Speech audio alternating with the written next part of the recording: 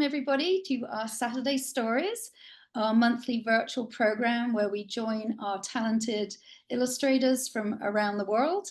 And this morning it is my great pleasure, and I know it's going to be a fun morning because we're joining Kate Cosgrove from her art studio in Michigan. Yeah. And so I'd love it for you, the participants, to let us know also where you're joining from. It's always fun to see how wide we spread our audience. So this is a beautiful book, and she has many beautiful books. We were just trying to count how many she's got so far, but ever since she graduated from Michigan State University, where she studied graphic design with a concentration on painting, she has been a professional illustrator since graduating from that university, and it really does show in her work how she has that graphic design background, because when you're creating books as an illustrator, you have to really consider the type, where all of that will go, and the layout, how the page turns will take you through the story. And so that is a very good foundation for an illustrator to have some graphic design background as well. So Kate's done many other things in the illustration field, but now is really focusing quite a lot on books, one after another. She was in Bologna in Italy at the Children's Book Fair last year. Oh, it's not that last year, it was this spring. This last Bologna Book Fair, she came to Italy because her work was featured in our original art show there. So artwork can travel, books can travel, right? So we can take them with us wherever we are going on our travels. We can bring our books and read them. I'm a big fan and collector of children's picture books, which I know a lot of our audience also are. And art materials, love art materials. So have yours ready, and when you draw, do consider sending a little image of your work to my email address, which is claire@societyillustrators.org, and I would be delighted to see those, and we share them with our sponsors, who are very, very generous and give us donations to create programs for free for our audiences. So about Kate. So Kate was born and raised in Michigan. She comes from a very creative family of artists, cooks, musicians, sewers. They just do it all. And so from a very, very early age, she even says, you know, as soon as she could hold a pencil, she was drawing. And interesting, she really started to think about picture books when an illustrator came to visit her school and was inspired by that illustrator. And I understand that because I also had that experience at my school. So we love it when our audiences can meet illustrators in person, and school visits or meeting your famous, yes, but also authors and illustrators who go to bookstores, libraries, and do signings. It's lovely to meet them in person.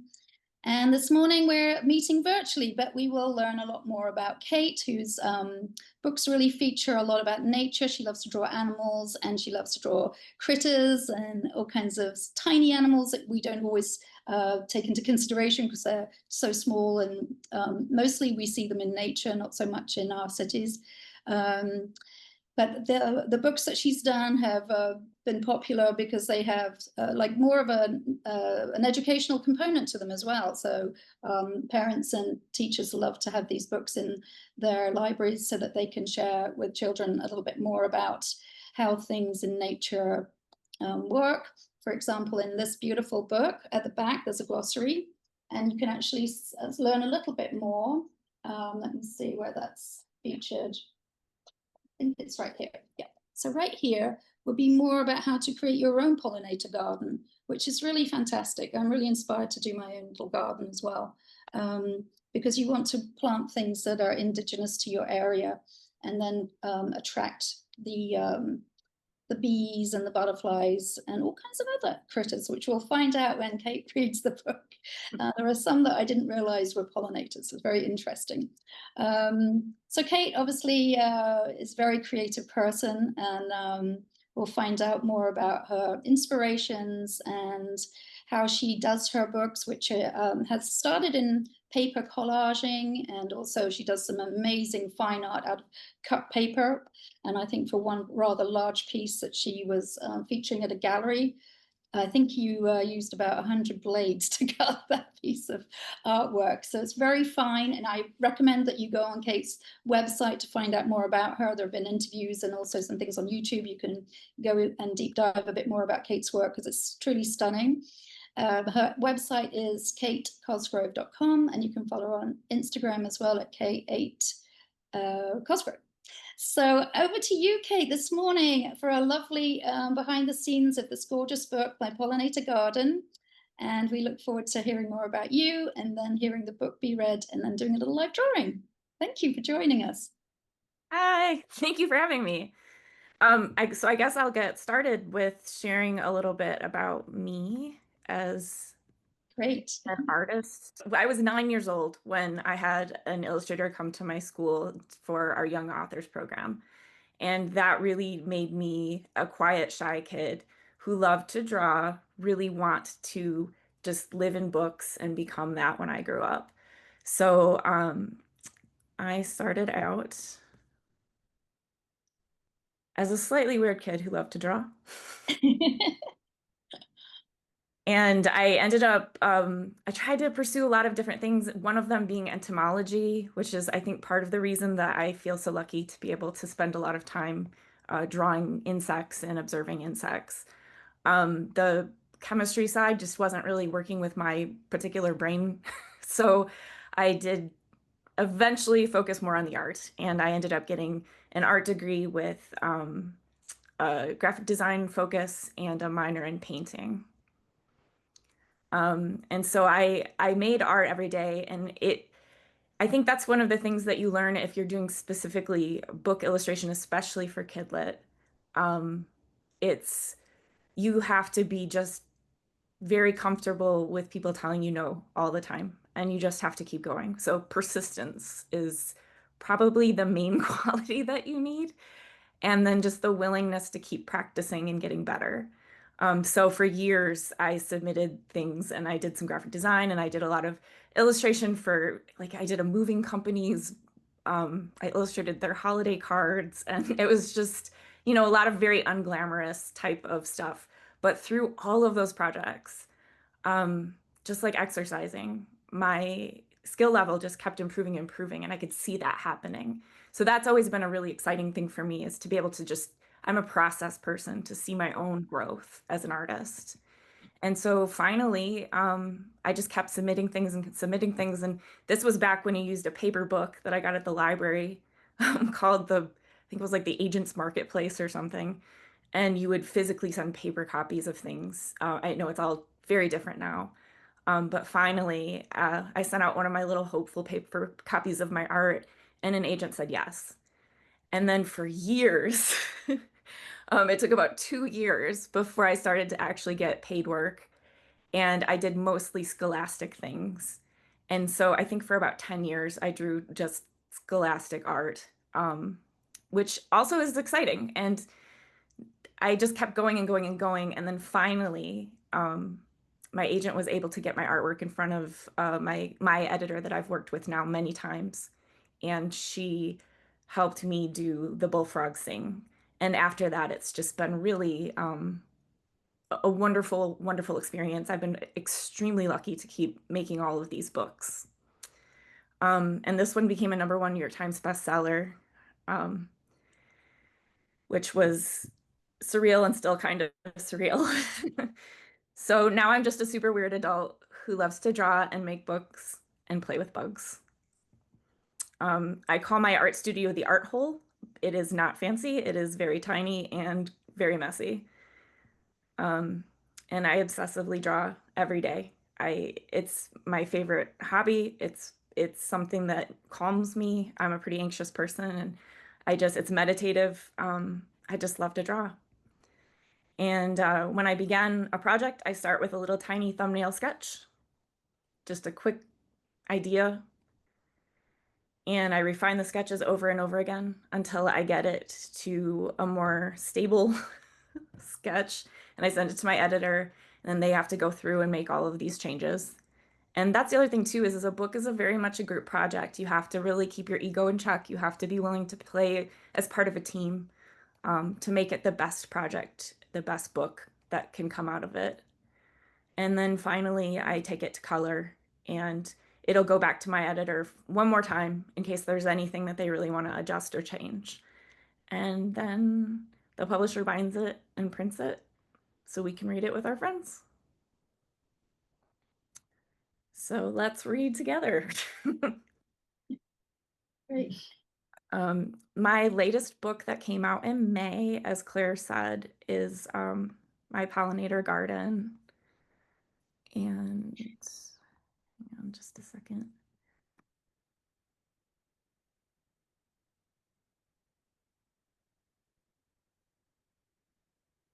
Um,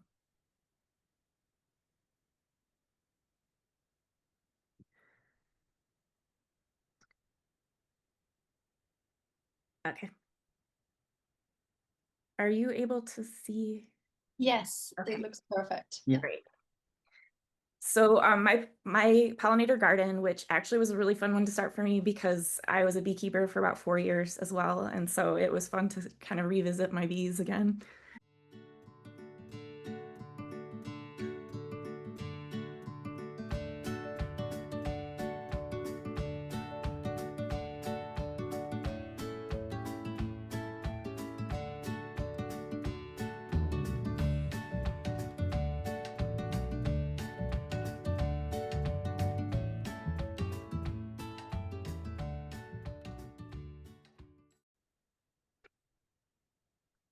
My garden has flowers in many shapes and colors, so different pollinators can use nectar and pollen, and more flowers can grow. My garden has other food for pollinators. It has special plants with leaves for caterpillars to eat before they become butterflies and moths.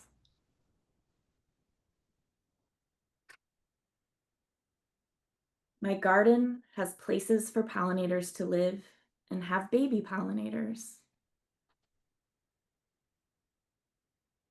And that's the end.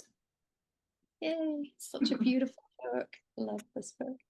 Thank you. Yeah, I learned so much from it too. Just I love the idea of the stripes pointing at the center of the Yes, there's so plant much that I didn't realize. Yeah. name.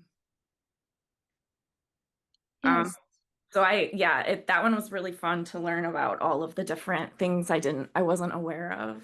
Yeah, that's another thing about picture books that have a crossover to being really almost nonfiction. It's like, all the research is so fun. Yeah, yeah, yeah, it is. So moving on to art, let's draw a line Yeah. together. Yes, if you even want to show us anything else, other books, I do want to mention that, I briefly mentioned some of the books, the titles that Kate has done, but she's done some really stunning books and won many awards, might I say. And some of her books are New York Times bestselling books. She's very acclaimed, very award winning. So we're very lucky to have her this morning. Yay. Yeah, lots of especially if your kids are interested in nature, if you would like them to be more interested in nature. Especially we do these Holiday House does books for Better Earth, and Mm, they're all STEAM, they're all science, they're all nonfiction. Some of them are poetry and science by a yeah. poet who's a biologist. They're really very beautiful, cool projects.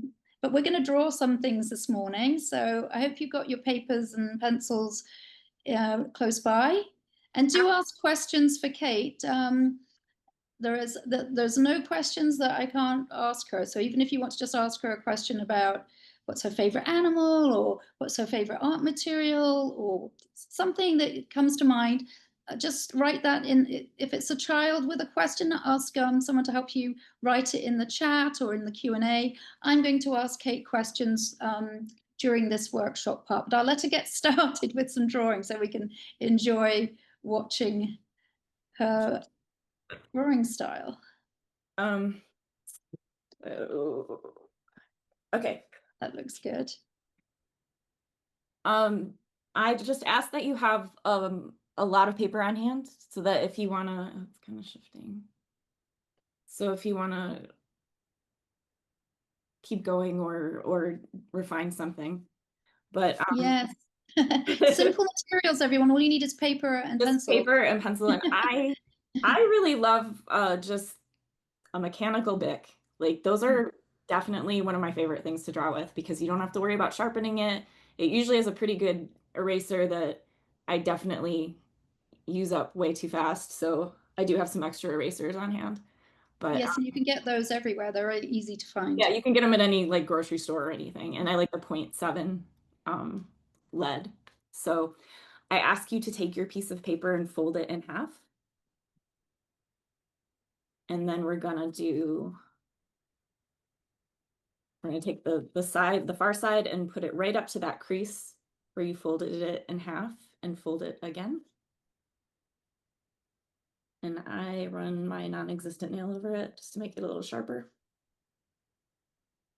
And we're gonna do that again. Fold the side in towards that center line.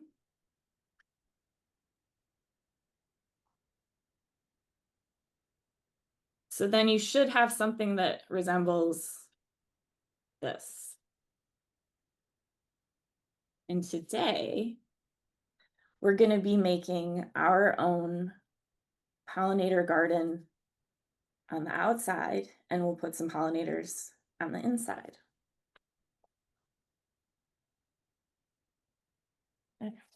And just for our participants to know, we do upload this to be recorded.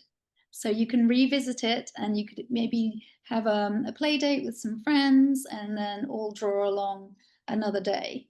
So that's what's wonderful about this virtual program as well. We can keep it on our YouTube channel and you can revisit it anytime. So if you remember from the book, there are a lot of different stalky type flowers that end up in a pollinator garden. Um,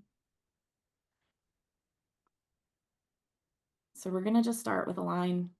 It'll be a lot of just lines.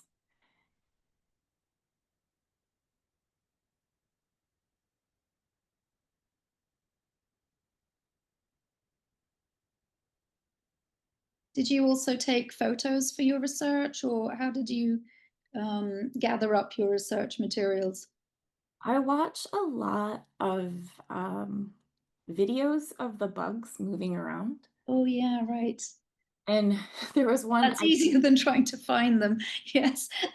And there I are some do wonderful documentaries on, I know National Geographic and also David Attenborough has a lot of beautiful. there are and the micro I guess micro video, it's tiny, tiny little videos have Mhm. gotten a lot better. Yes. You can really see their habitat, their inhabitants and how they Mm. behave, even Mm. tiny, tiny ants and things. There was one where I had to do a trapdoor spider, and I am trying really hard to get over my arachnophobia. I am an arachnophobiac as well. And guess, It's and guess what? horrible. My mum sent me a message and said that you have to stare at chair and table legs to get over your sphere of spine. Interesting. Don't know what old tale that is, but anyway.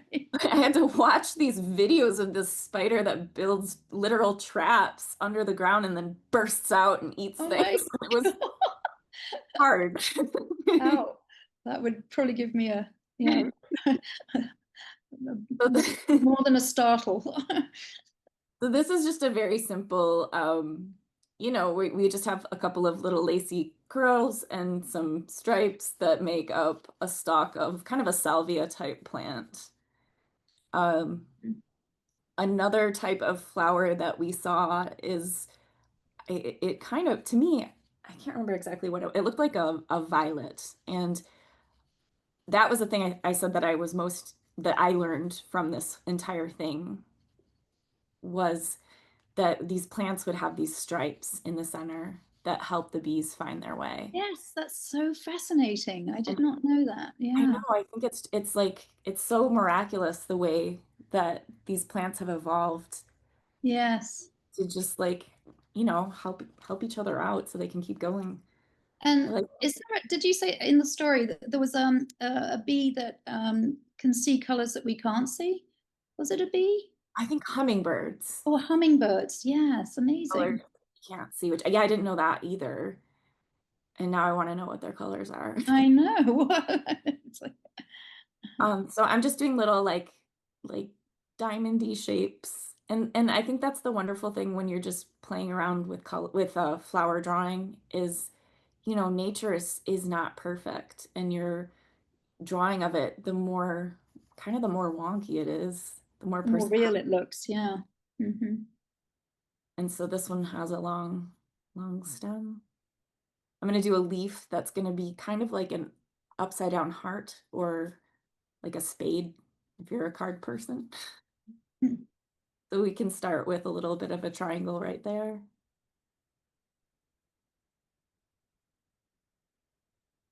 And then I'm gonna kind of, if you were to draw a line, which I guess you could kind of do that right there, one little curve, like you're drawing a smiley face mouth.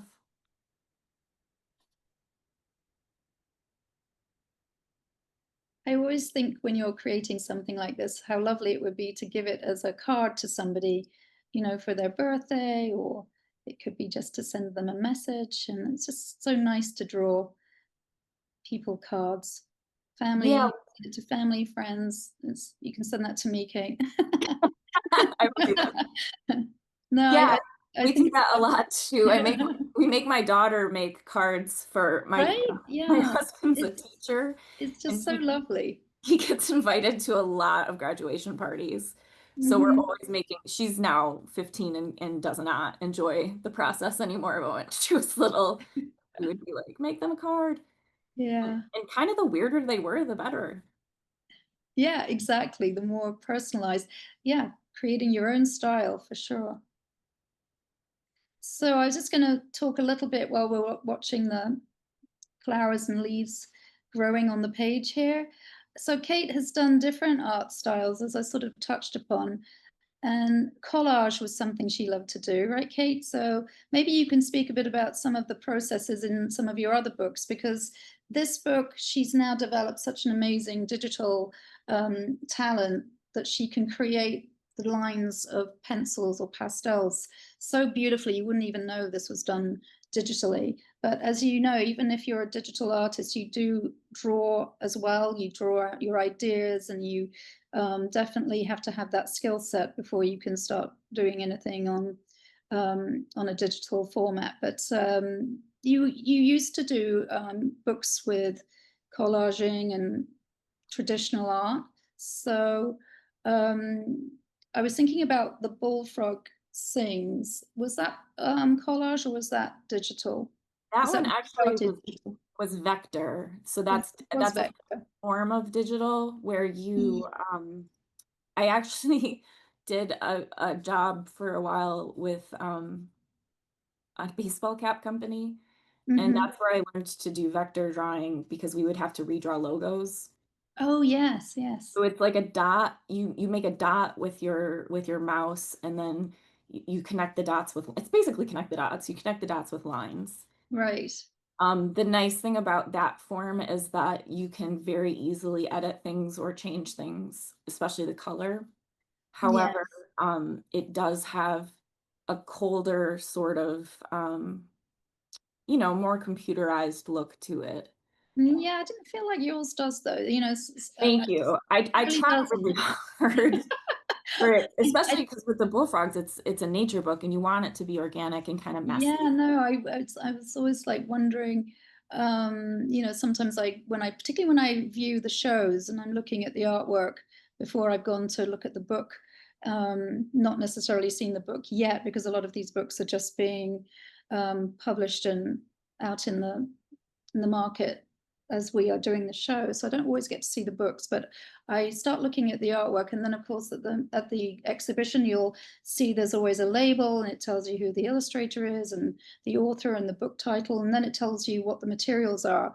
And quite often I've been quite sort of really taken aback that it's a digital piece and not a traditional art piece.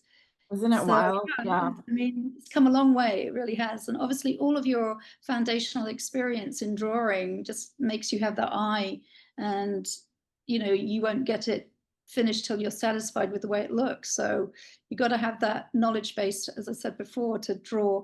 So I do encourage kids to always, just draw, try different materials, because you never know what you might really love to draw with. I mean, there are some really quite nice crayons and watercolor crayons, actually, which I thought was rather interesting. You can draw with your crayons and then use a paintbrush and water, and you create a watercolor look. So it's nice for traveling, having those types of pencils and crayons that double up as watercolor material as well. This is looking really nice. So you see Kate's graphic background, how she's just naturally just popping these flowers and leaves on the page in such a lovely way. One of the things that has always benefited me too as a visual artist, that I didn't really count on, but I learned from going to art school. I know a lot of people are either here or there on college. I got a lot out of it because it taught me art history. Um, and Yeah, that could yes. be sort of boring, but you don't have to read about it necessarily. Is just to flip through the images of all of these beautiful, amazing artists that came before. And Yes. and it starts to really, like, you can't stick your hand in glue without it getting sticky. Like it just really sticks to your brain and affects your style and helps you develop your voice. Yes, how true. And did you have some particular painters or illustrators books that you would say were your favorites, that really inspired you, that you turn to over and over again? Definitely. Maurice Sedek obviously is he did Where the Yeah. Wild Things Are. My favorite book from him was Outside Over There. And Oh, yes. it's a very kind of creepy, haunting, Yeah. like beautiful, almost gothic type picture book. Uh-huh. But even as a small child, I was just so taken with it and the way that he draws babies and feet and hands. And Yes, yes, there's a yes. girl who has this robe that you can almost feel the velvet when you with your eyes. And Mm. even sometimes it, like as an adult when I'm trying to fall asleep, I think about like, oh, I'll just be like Ida in her robe, her cozy robe. Like, Okay. Yeah, so yeah, but that's he's a so. big one. I am a big fan of Alice and Martin Provenson. I have a ton of their books. I learned Mm. so much about composition, which is how to kind of organize your art on the page from Alice. I don't understand how a husband and wife can work together like that on the same image. I know, right? There are not very many teams, but there are a few husband and wives, and then there's also the Me, Balbosa I'm like, my twins. art is private. Yeah. But yeah, they are, in my opinion, very much like the grandparents of amazing modern illustration. Yes, so true. And actually, I do know that Lane Smith, who's a children's picture book illustrator, works with his wife, Molly Leach, and she does more the graphic and he does the art. So they are a quite interesting team. They have their own skill sets. But it's the ones that just do the illustration back and forth is a team that I don't know how they do that. Yeah, it's wild. Well, and especially back then too, because that nothing was computerized. So you're Yeah. literally sharing, there's no undoing that. Okay, now we're going to open our pollinator garden so that we can start filling it with the pollinators. So I am going to start with one of my favorite guys, which is the monarch butterfly's big fat caterpillar. So we're going to just start with a line.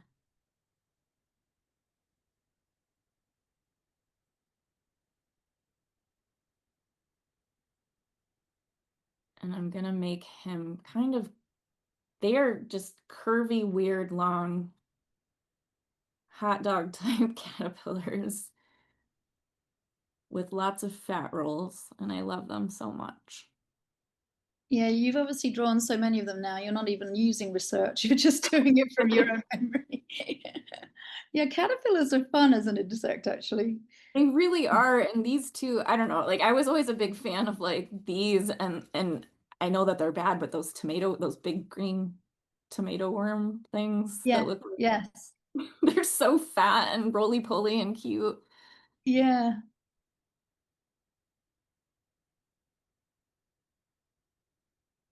Okay, so he has a lot of stripes. So we're gonna start right here. This is gonna be Mm. his face. And they tend to have a stripe right around their eye. So we'll start with an eye. And then I like to go I through. also had a Oh, go ahead.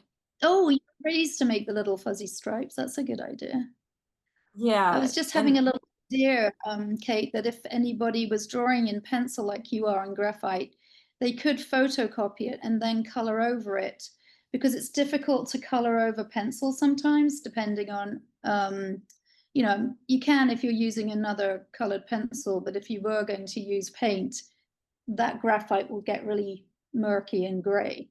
So it's yes, not stable on the paper, but you could photocopy it and then color it with paint, or you can color with colored pencils if you want. We have but a question. oh, okay. Hi, Erin. Thanks for your question. Do you draw in pencil, grayscale, add all the color digitally? Oh, that's interesting. So she's wondering if this is how you start your drawings and then scan them. This is exactly how I start. Yep.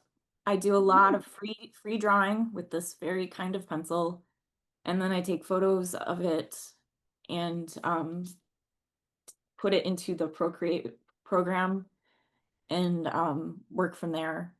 It doesn't Yeah. always go flawlessly because going from black and white to color can be its own kind of trick. Yes. But that's definitely how I begin. I'm a pretty like old school artist. But I Yeah. just like pencil's so cool to me because like look at this, even, it's one item, but we have white, gray, dark, Yes. and So you can even textured. yeah, Yeah. and you can even go in and the more pressure you give it, Hmm. you get these wonderful different silvery tones and things. Yeah, it's quite beautiful just to see it even in black and white. So they have kind of fat little feet that I think look like little kind of upside down hearts. Mm. Are And their feet I think sticky? officially they have like 16 feet, but Really? 16. Oh. but Do they have you sticky put as feet? many as you want. Okay.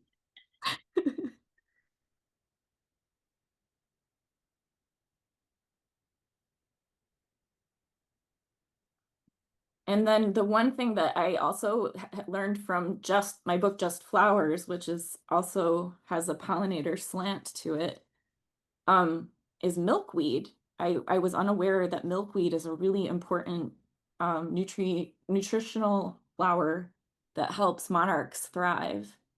And so now I'm seeing Yeah. it everywhere.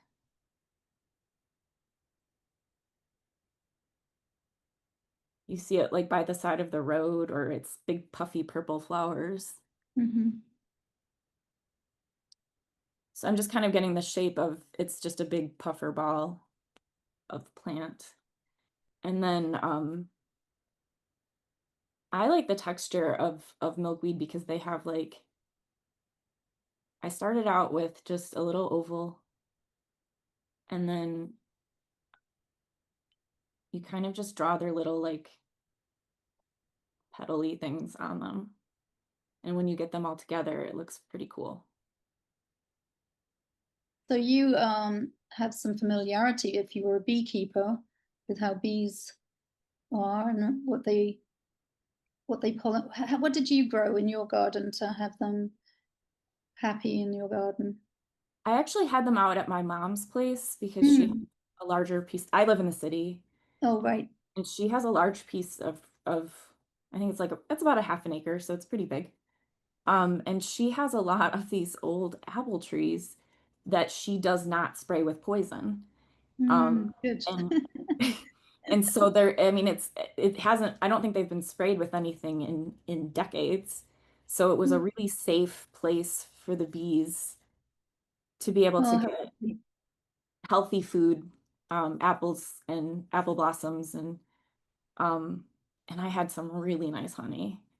And they did a Oh, lot of clover stuff too, but it was mostly, I would say mostly her fruit trees. oh, nice, lovely.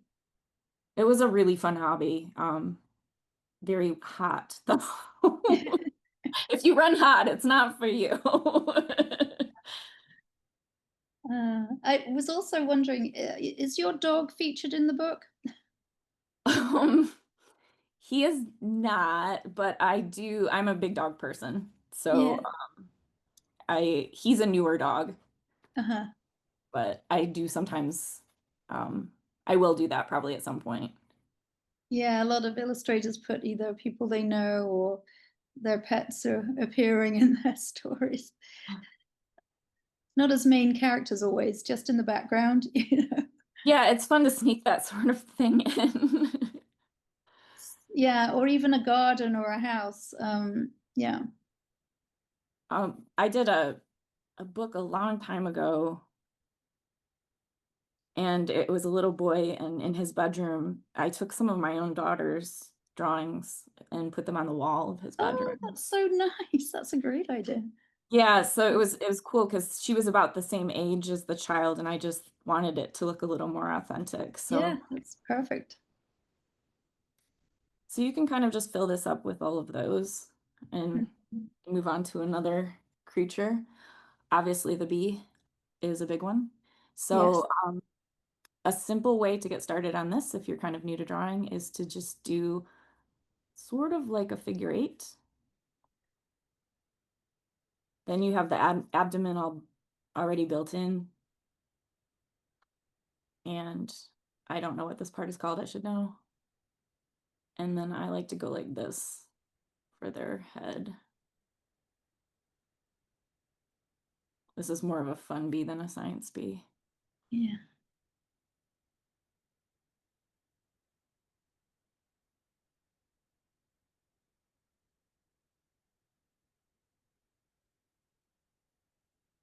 But yeah, beekeeping was so cool, and it became a big family thing. My mom would let us process the honey in her kitchen, and my husband would have to shift this big centrifuge thing and shake all the honey out.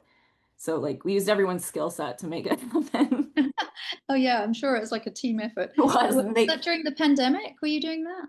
no, it was when my daughter was a baby, Oh. and I kind of just needed something for me.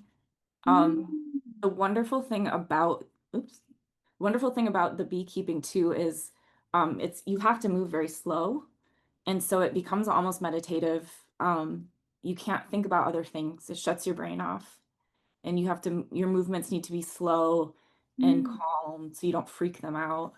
Yeah. And I just really liked it, kind of forced me to slow down and just focus on that thing. And then sometimes they would land on your chest and hum, and it Oh, felt like the earth was hugging you. It was like the coolest gosh. thing. Well, they're such important creatures to the planet. They're really quite amazing. Yeah. Now, I did learn a valuable lesson about duct taping my shoes shut because I did get 5 of them that got in there Ooh. and stung my toes, and that was not my best Yeah, that's all that. day. Although, I have read that there's really healthy properties to some bee stings. Like some of that is like an antidote to some diseases, which is true in nature. You often find an antidote to something. I Uh, think I think they use something from it for like Neosporin too. You're totally right. yeah. So maybe those stings have served you some great immunity for Yes, the that much future. good. Not everyone can tolerate some bee stings, though. Some people have a big allergic reaction, which is no fun at all. Yeah, you definitely want to know. We had a EpiPen on hand just in case. So you have a really lovely eye for color. There's another thing about your book. All your books have beautiful color palettes. Mm, Thank you. That's something I've definitely also developed over time through our mhm. history. Just Yes, really noticing and experimenting with it. yes. Because, just another comment for the audience. If you're doing a picture book, which has usually 32 pages, you want to make it interesting. And as you do the page turn, see something that's fresh, like maybe it's a different perspective, of course, a close up or, you pan out. But then it's also about the colors, you have to change things in some way to make it rich. And you do it very well, I must say. It's a Oh, real thank joy you. to look at your page turns. I have another question. Hi. Um, Hi, Margot. Thank you for your question. Did you end up having a favorite pollinator after all your research? Ah, a good question. I like them all for different reasons. I don't really love wasps. Wasps have never really been my favorite, so they aren't on yeah. that list. But And hornets. Oof. yeah, hornets too. Any of those guys that are kind of aggressive aren't my fave. Yeah. But I really loved learning about there were different things I loved about them that I didn't know. So that like it was very fun to draw the bats and Yeah, with the long tongue, the one from yeah, Mexico. study their weird long tongues. And I looked at a bunch of diagrams, science diagrams of their anatomy, and it shows where the tongue curls up inside their body and stuff. And it's so wild. Um, but bees are always going to be my favorite. I just love them. Yeah. So does anybody in the audience have a favorite pollinator? You can write that in the chat if you'd like to. Are you working on, well, you must be on a new book by now, right? Because this one's already out. So what's your next project? I have a new one coming out next summer. Wonderful. And I don't really know how much I'm supposed to say about it. It's a Big Bang Theory.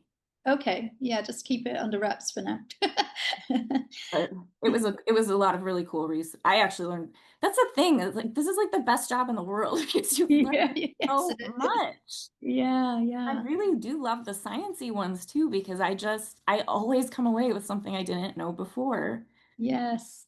You've done that, from the author to the illustrator and out to the audience, the readers. So we all get to learn something from all of your research.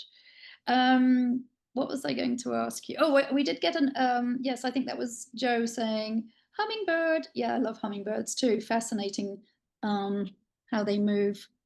They really are magical. They Uh, are, and I love that they steal spider webs to make their nests sturdier, which I think is kind of punk. wow. I didn't know. That would be very, or maybe we'll do a book about spiders and connection of spiders with other animals. That would be fun. So Margot said monarchs. Yes. Well, if you are in the area, Margot, I'm not sure where you're joining from, but we do have our lovely exhibit Insectopolis, which has all the monarch butterflies. And there are it's something in the zeitgeist because there are some more books about monarchs coming out. I know that Marcos Rivero Almada, or rather, I think it's Almada Rivero, that's it. Marcos Almada Rivero, who I was doing a Saturday Stories with earlier in the year. His next book is about the monarch's migration because he lives in Oh, Mexico City and the monarchs oh, make their way down California to Mexico. So, and in Spanish, it's Mariposa. So his book is called Mariposa, oh, and that's beautiful. coming out in September. Um, and of course, we have a lot of books in our museum shop. You can also see that online on our website from Peter Cooper.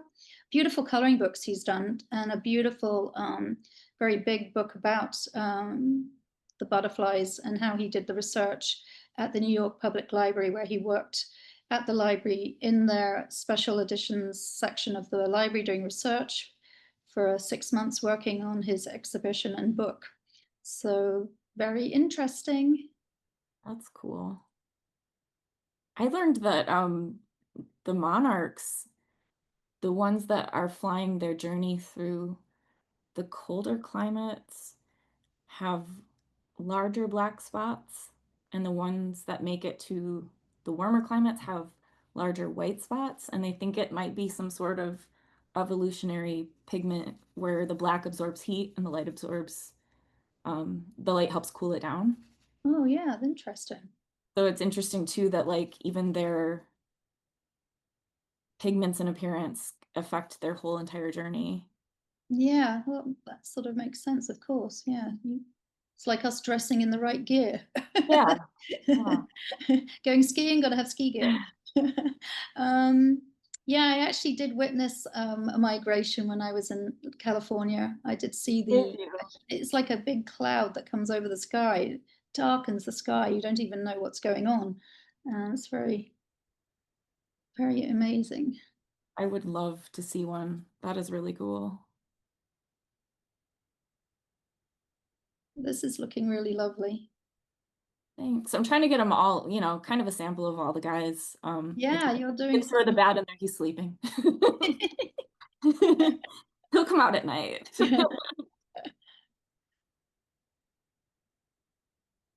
Yeah, I was sort of like thinking, moths aren't so popular, perhaps. Some people like moths, but not everybody really loves a moth because they're kind of bothersome when they come in when you've got a light on at night and they're sort of buzzing, not buzzing, but they're flying around, flapping around. But they seem very delicate, that they can be, same with butterflies, they can be destroyed so easily. Their wings are sort of made of almost like pastel dust, there's. Yeah, yes. Yeah, they are like floating pigment. Mm, I actually really, yeah, I think moths are underrated. I'm a big fan. yeah. They're like goth butterflies. They come Yeah, out at night. exactly. I like that they kind of have like furrier bodies. Yeah, Sometimes they yeah. have really wild antennas that look like feathers. Those are kind of cool. Mhm. Yeah, does you're in a different area. I was just thinking perhaps the Natural History Museum would be a good spot as well to go and look at their collections. But yeah, if you're around any kind of museum that has a collection of insects. Beetles, what about beetles? Those are amazing too. So many different colors. I love beetles. They're like jewelry. Beetles. Very cool. Yes. I also really like the fainting ones because they're so dramatic. They Oh, tell us about fainting beetles.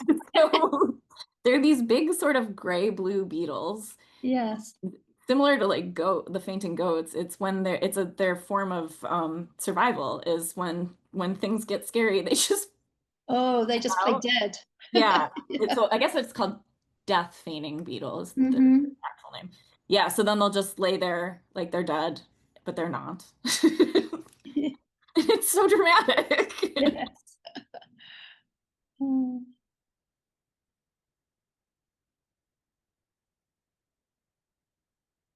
This is great. You've managed to fill in this whole page, and it's almost the end of the program this morning. We've got 5 more minutes. So if you've got any more questions, anybody, please do let us know. And as I said, if you're drawing along here, please do send in your illustrations. I will share them with Kate.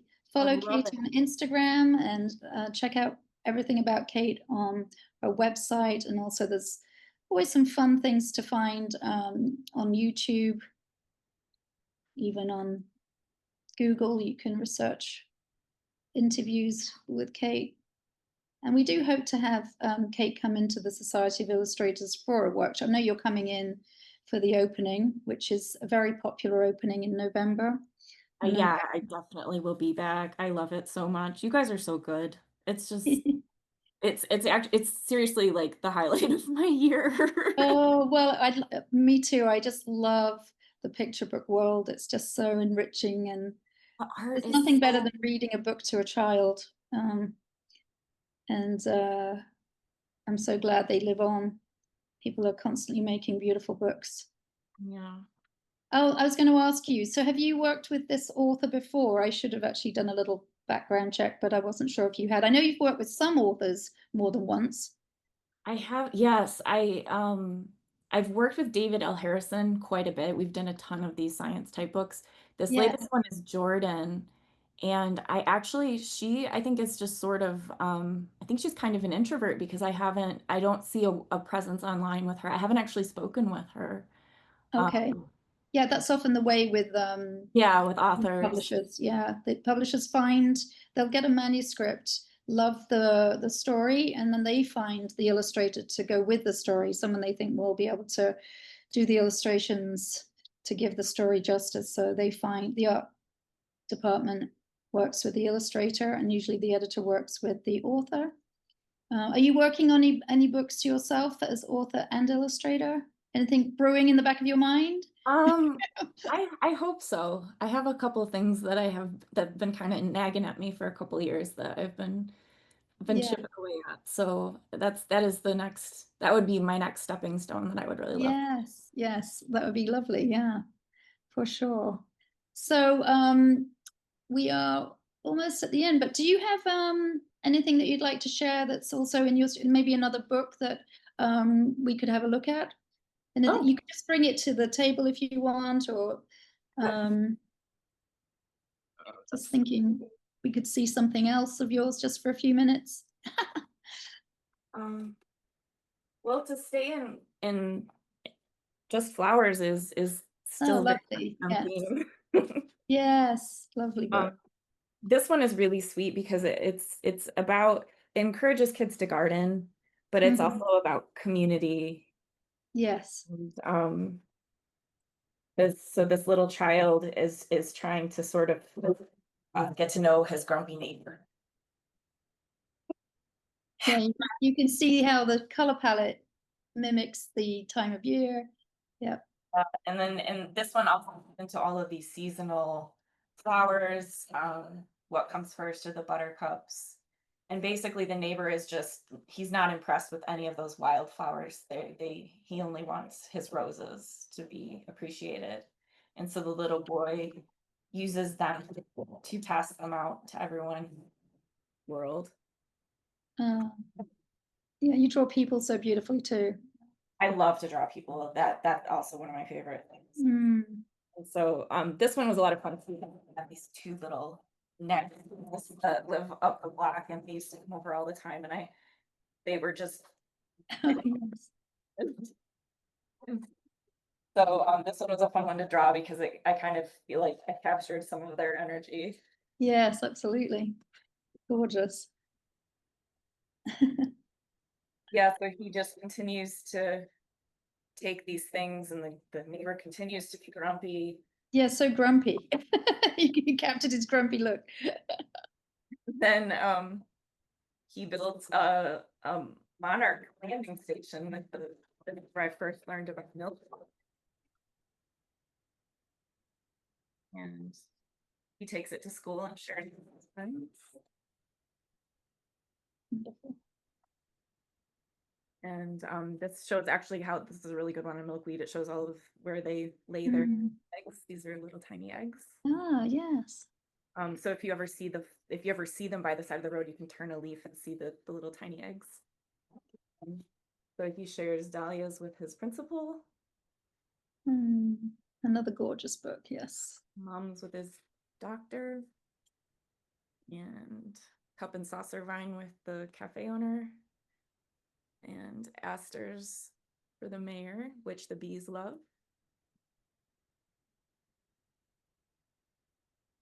But the neighbor just focuses on his roses.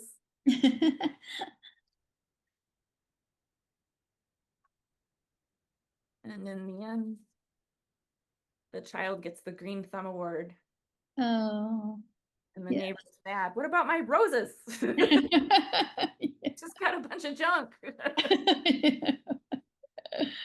That's a fun story for sure. And then they talk about how it impacted the whole community, how sharing Mm. flowers together, natural flowers to the area, how important it is for pollinators and people. Yes, absolutely. And then in the end, Izzy gives him some marigolds to keep the aphids off his roses. Mm. And then they have a wonderful neighbory meal of pie together. Yeah, fantastic book. Yeah. Oh, well, we are all so much richer for having you as an illustrator of picture books. Kate, thank you so much for sharing everything this morning. It's been an absolute pleasure to have you. I know our participants had a really good time, and I think they're pretty engrossed in drawing, I hope. And they will send us some of their pictures because we really love to see those. So thank you everybody for joining. Thank you, Kate, so much for sharing so much lovely artwork and your words of inspiration. Really.